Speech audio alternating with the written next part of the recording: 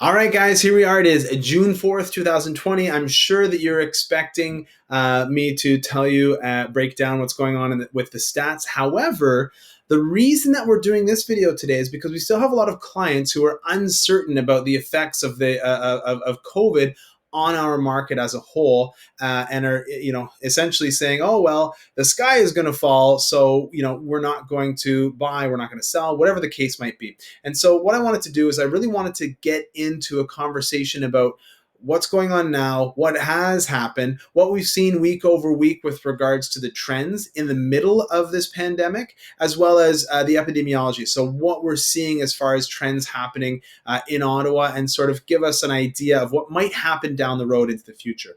So we'll just jump right into it. All right, snapshot of the market right now. Of course, every market is driven by the simple law of supply and demand. So we'll talk a little bit about the supply. All right, so the supply is half of what it was versus last year, and it's about less than a fifth of what it was 5 years ago. Okay, and you couple that with the fact that the demand is higher, or at least has been until we started to see the effects of COVID. The demand, you can see there's an upward trajectory on these bottom lines. And again, this goes back to 2017. If you haven't seen these charts before, you haven't been watching, that's fine. Essentially, what we're seeing is that people are wanting to buy more properties. And, for all of 2019, this is the average price here along the top line. For all of 2019, we saw the prices go up by almost 9%. For the first quarter of 2020, we saw the prices take a further jump of 20%. Now, in April 2020, we saw the prices only go up by 7%. And although the numbers aren't yet on these charts here, we have seen the numbers go up by approximately 11% versus same period last year. Okay, so obviously the higher demand with the lower supply is creating higher prices. Now, one of the things that really tells a story about what happens in real estate in Ottawa is the history. All right. And if we really get into the history here, you can see that how often, I don't know why it's going super deep. That's cool. We've only had two drops in average price point. All right. In 61-62, it went down by 4.29 and then by 0.73. The other time we saw a drop in average price point was in 94, 95, and 96. Again, the prices that these are dropping are almost negligible. Sure, they make a big deal to the person who is living in the house at the time. However, those are the only two times in all of real estate in Ottawa, going back for the last 60 years, that prices have taken a significant drop. We have not seen significant drops to that effect. Since 90, I think whatever it was, 94, 95 was the last time we've seen it. So 25 years, okay. So only 5 times in the last 60 years that we've seen those prices drop. And again, it's been marginal drops, right? It hasn't been huge drops.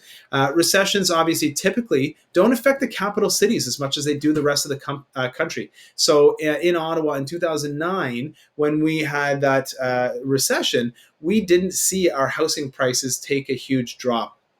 I'll even head back to that slide there, and we can zoom in with the super zoom. Oh, now we can't for some reason, of course. There we go. 2009, all right, we still saw our average prices increase. And a lot of that has to do with the affordability of a property.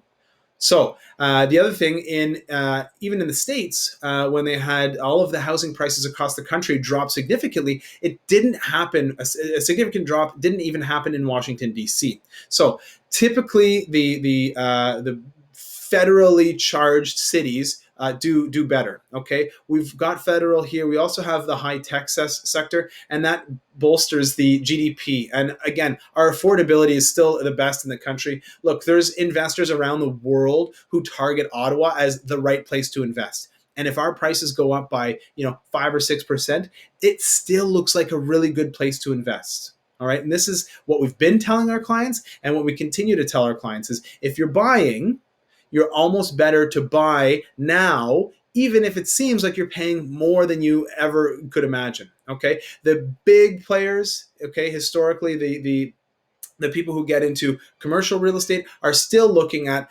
acquiring property, especially within the greenbelt and especially within the center of that greenbelt. Okay, Ottawa property is expected to outpace and outperform and have that continuous, steady overall growth with a long-term strategy. All right, now if we start to talk about the weekly trends, that'll give us a really good indication of what's happening within the world of COVID. Okay, so we've been tracking what's going on. So if we really want to look at the supply, we can see here the first week of March. Okay, we were pretty much on board with 2019. 2019 is the blue one, 2020 is the orange one. Now our supply dropped about a month after the state of emergency was declared. And of course, that makes a lot of sense. People didn't know what they were doing. Things got a little bit weird. Things got a little bit squirrely. Now, it's starting to, you can see over the past month and a half, pick back up. Now, we're not right back at the spot where we were. However, we are moving forwards, okay? And you can see the same thing. This is an indication of the sold properties by week. And again, it hit a low point about 4 weeks after the state of emergency, and it's been rising ever since. So the number of new listings and the number of new sales has been almost commensurate through this process. And what it means is that if we had 10 people who were looking for a property in 2019, we also had, let's say, 10 listings available for sale. Now, if we've got 10 people, if we've got 5 people who are looking for a property, there's only 5 listings available. However, the reality is we used to have 10 listings available, and now we have 5 listings available, and we used to have 8 people who wanted to buy, and now we have 5 people who want to buy. So the ratio creates the increase in demand. You can see here the average sale price only hit the same price as we had seen in 2019. It only hit that 4 weeks after, when we were at the bottom of the U. Okay, so at the beginning of the year, like I said, we were looking at an increase of approximately 20%.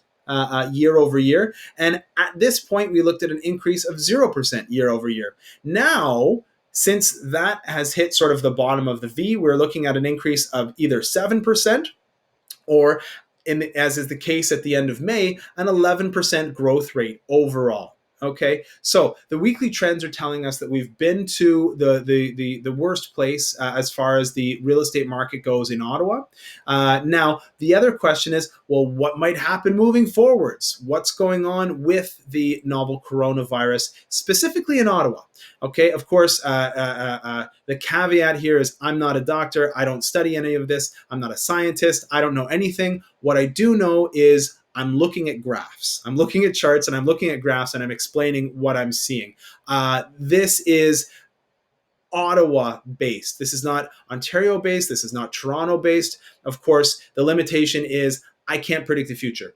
This just tells me where we are right now, not necessarily where we're going to go. So Ottawa has done exceptionally well in limiting community spread. And the reason that we know that is because we take a look here at the number of infections, okay? Of course, there's all of the limitations that people talk about with regards to the number of infections. However, we're looking at a total number of infections in Ottawa to date of 1951. 50% of those are linked to some sort of institutional outbreak. Now, either that's an old age home or a long-term care facility or frontline staff or hospital worker or something along those lines.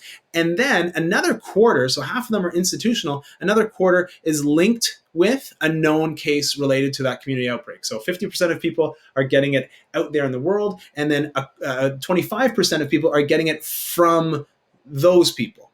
All right, just under 10%, 9% of people are getting it from travel related, okay, and 7% is non-outbreak associated healthcare workers and healthcare workers in institutions who was sort of not it was the primary one. Okay, now community acquired and missing accounts for 10%. And what that means is there have been 10% of people, less than 200 people, who have contracted this disease in a community spread. And that is, you're going out, you're seeing people at the grocery store, et cetera, et cetera. How you're getting it, it's sort of an unknown. Nobody knows how you contracted that virus. That's a really low number. And it makes me happy about what we're doing in Ottawa as a as a group of people. And you can see over the last again, the part in the gray here you don't know because some people might not whatever, but you can see that essentially over from the end of March and through all of April, that number is on a steady decrease. Now this takes into account institutional and healthcare providers, and also the community outbreak and the sporadic cases. But as you can see, over the course of the last little while, those numbers have been decreasing and are certainly a lot less than we saw at the beginning. Okay. Now, all of this is very exciting. Of course, again, I'm not a doctor. I can't predict the future. However, we do believe that the Ottawa real estate market will continue to thrive even during these uncertain times. So, to all of our clients who are thinking, hey, should I sell my house? Should I put it out on the market? We've got the strategies, techniques, and technologies that can allow you to go anywhere from business as usual, which of course isn't safe and is not ethical, all the way to a complete shelter in place strategy, which means that you can sell your house without a single person coming into it. And we've done that multiple times since the beginning of this epidemic. And if you're buying a home, we also have the technology to go all the way from, hey, regular buying a house technology and techniques and strategies, all the way into you sit on your couch and you put on your VR headset and you go through the home and buy the entire thing completely remotely, and everything in between. Okay, so we're able to serve our clients however is most effective to them. So if you're selling, the timing is great to be selling. There are techniques that will keep you and your family safe.